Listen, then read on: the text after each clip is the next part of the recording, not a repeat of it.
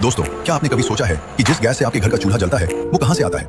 आज मैं आपको एक ऐसे सफर के बारे में बताऊंगा जो समुद्र के बीच से शुरू होता है और सीधा आपके किचन तक पहुंचता है। ये है लिक्विफाइड नेचुरल गैस यानी एलएनजी की इनक्रेडिबल जर्नी। एक छोटा सा मॉलिक्यूल जो थाउजेंड्स ऑफ किलोमीटर्स ट्रैवल करता है सिर्फ आपके घर तक पहुंचने के लिए।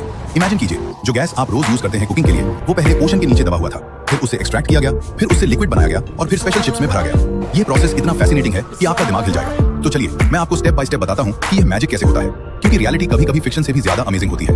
वीडियो स्टार्ट करने से पहले सब्सक्राइब कर लो ताकि अगली वीडियो सबसे पहले आप तक पहुंचे। दोस्तों, सबसे पहले बात करते हैं ओशन के नीचे छुपे हुए ट्रेजर की। जी हाँ, मैं बात कर रहा हूँ नेचुरल गैस रिजर्व्स की, जो समुद्र की गहराई में मिलियंस ऑफ ईयर्स से दबे हुए हैं। ये gas actually pre historic plants और एनिमल्स के फॉसिल से बनी है, जो टाइम के साथ कंप्रेस होकर गैस बन गई। ओशन फ्लोर के नीचे सेडिमेंट्री रॉक्स की लेयर्स में ये गैस ट्रैप रहती है प्रेशर में। साइंटिस्ट स्पेशल इक्विपमेंट यूज करते हैं अंडर वाटर सर्वेस के लिए, ताकि पता चल सके कि गैस कहाँ है।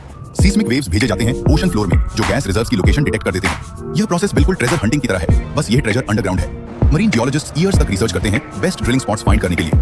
ओशन में गैस रिजर्व्स यूजुअली 1000 से 4000 मीटर की डेप्थ में मिलते हैं। टेक्नोलॉजी की मदद से हम एक्यूरेटली प्रेडिक्ट कर सकते हैं कि कितनी गैस है किसी पर्टिकुलर एरिया में। अब भाई, जब लोकेशन पता चल जाए कि गैस कहाँ है, तो असली चैलेंज है उसे निकालना, और ये काम होता है ड्रिलिंग से।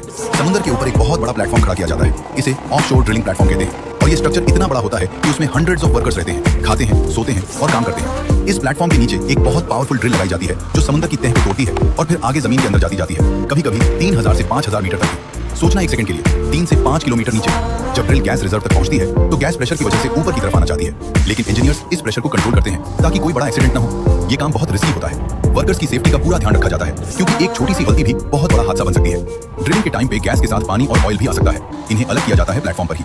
जो गैस निकलती है वो बहुत रफ फॉर्म में होती है, सीधा यूज करना पॉसिबल नहीं होता, तो उसे आगे प्रोसेस करना पड़ता है। ड्रिलिंग की यही कहानी है। समुद्र के दरमियान तूफान और लहरों के बीच इंसान अपना काम करता रहता है बिना रुके। ये वो लोग हैं जो 1 महीने या 2 महीने प्लेटफॉर्म पर रहते हैं, घर से दूर, ताकि आपके घर में गैस पहुंचे। जो गैस समुद्र से निकली है वो बिल्कुल सीधी यूज के लिए तैयार नहीं होती। इसमें काफी सारी गंदगी होती है जो पहले साफ करनी पड़ती है। जब गैस निकालते हैं तो उसके साथ आता है पानी, सल्फर, कार्बन डाइऑक्साइड और कई और केमिकल्स जो गैस को इम्प्योर बनाते हैं। अगर ये सीधा पाइप में भेजो तो पाइप्स खराब हो जाएंगे या गैस को जलाने पर हार्मफुल गैसेस निकल सकती हैं। तो पहला काम होता है गैस प्रोसेसिंग का, यानी इस रॉ गैस को एक प्लांट में भेजा जाता है, जहां से सब कुछ अलग किया जाता है। इस प्लांट में बहुत सारी मशीन्स होती हैं, सेपरेटर्स, स्क्रबर्स और फिल्टर्स, जो एक एक चीज अलग करती हैं। पानी निकलता है, CO2 निकलता है, सल्फर निकलता है, और बाद में जो बचता है वो है क्लीन मीथेन गैस। यही असली नेचुरल गैस है जो काम की है। इस पूरे प्रोसेस में काफी टाइम लगता है और बहुत एनर्जी भी खर्च होती है, लेकिन ये जरूरी है क्योंकि क्वालिटी गैस ही आगे काम आती है। इस क्लीन गैस को फिर एनालाइज भी किया जाता है। साइंटिस्ट चेक करते हैं कि गैस कितनी प्योर है, उसका प्रेशर क्या है और कोई हार्मफुल एलिमेंट तो नहीं बचा। एक बार क्लीनिंग कंप्लीट होती है तो ये गैस रेडी होती है अगला बड़ा कदम लेने के लिए, और वो कदम है इस गैस को लिक्विड में बदलना। अब आता है सबसे इंटरेस्टिंग और साइंस वाला पार्ट, इस गैस को LNG बनाने का प्रोसेस। और LNG का मतलब है लिक्विफाइड नेचुरल गैस। भाई सोचो, एक नॉर्मल गैस जो हवा में फैली होती है, अगर उसे बहुत ज्यादा ठंडा करो, मतलब -162 डिग्री सेल्सियस तक, तो वो गैस लिक्विड बन जाती है। ये एक बहुत बड़ा साइंस का करिश्मा है। एक गैस जो बहुत जगह घेरती है, लिक्विड बनाते ही उसकी साइज 600 टाइम्स छोटी हो जाती है। मतलब जो गैस एक बड़ा फुटबॉल ग्राउंड भर सकती थी, वो अब एक छोटी सी टंकी में आ जाती है। यही रीजन है कि LNG बनाते हैं, ताकि ज्यादा क्वांटिटी को एक जगह से दूसरी जगह ले जाना आसान हो जाए। इस प्रोसेस के लिए बहुत बड़ी लिक्विफैक्शन प्लांट बनाई जाती है, जहां स्पेशल कंप्रेसर्स और कूलिंग सिस्टम्स लगाए जाते हैं, जो गैस को इतना ठंडा कर देते हैं। ये पूरा प्लांट एक मिनी सिटी की तरह होता है, हजारों लोग काम करते हैं वहाँ। जब गैस लिक्विड बन जाती है तो उसका रंग हल्का सा ट्रांसपेरेंट होता है और ये बहुत ही ठंडा होता है, इतना ठंडा कि अगर इसे हाथ लगाओ तो हाथ जल जाएगा। एक्चुअली ये इतना एक्सट्रीम टेम्परेचर है कि मेटल भी कुछ सेकंड्स में डैमेज हो सकती है। इसलिए LNG को स्टोर करने और ट्रांसपोर्ट करने के लिए स्पेशल इंसुलेटेड कंटेनर्स यूज किए जाते हैं, जो इसे ठंडा रख सकें। ये लिक्विफैक्शन प्लांट अक्सर वहां होती है जहां गैस निकाली जाती है, ताकि सीधा LNG बना के शिप करो। अब गैस लिक्विड बन गई, अब इसकी जर्नी का सबसे एडवेंचरस हिस्सा शुरू होता है। गैस लिक्विड बन चुकी है और अब इसे एक देश से दूसरे देश तक ले जाना है, और इसके लिए यूज होती हैं LNG कैरियर शिप्स। ये सिर्फ और सिर्फ LNG ढोने के लिए स्पेशली डिजाइन की गई जायंट शिप्स होती हैं। सबसे पहले होता है लोडिंग का काम।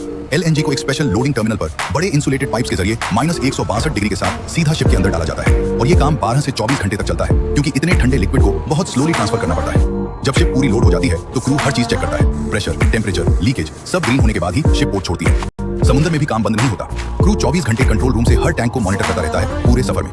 कतर से इंडिया तक का ये सफर लगभग 7 से 10 दिन का होता है, और जब शिप अपनी मंजिल के पोर्ट पर पहुंचती है, तब जाकर ये LNG का समुद्र वाला हिस्सा खत्म होता है और अगला सफर शुरू होता है।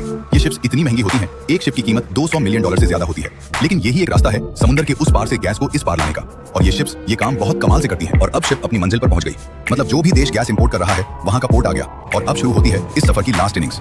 जब शिप पोर्ट पर आती है तो LNG को अनलोड करके बड़े बड़े ऑनशोर टैंक्स में रखा जाता है। ये टैंक्स इतने बड़े होते हैं कि एक टैंक में एक छोटे शहर की गैस की जरूरत पूरी हो सकती है। अब इस LNG को वापस गैस में बदलना पड़ता है। इस प्रोसेस को कहते हैं रीगैसिफिकेशन, मतलब लिक्विड से वापस गैस बनाना।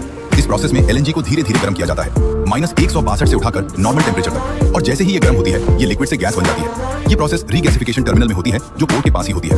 जब गैस बन जाती है तो इसे डायरेक्टली पाइपलाइंस में भेजा जाता है। ये पाइपलाइंस जमीन के अंदर होती हैं और एक बड़े नेटवर्क की तरह पूरे शहर और कॉलोनी में फैली होती हैं। जब गैस पाइपलाइन में आती है तो पहले सिटी गेट स्टेशनों आते हैं, जहां गैस का प्रेशर चेक होता है और रिड्यूस किया जाता है, क्योंकि गैस का ओरिजिनल प्रेशर बहुत ज्यादा होता है, सीधा घर नहीं भेज सकते।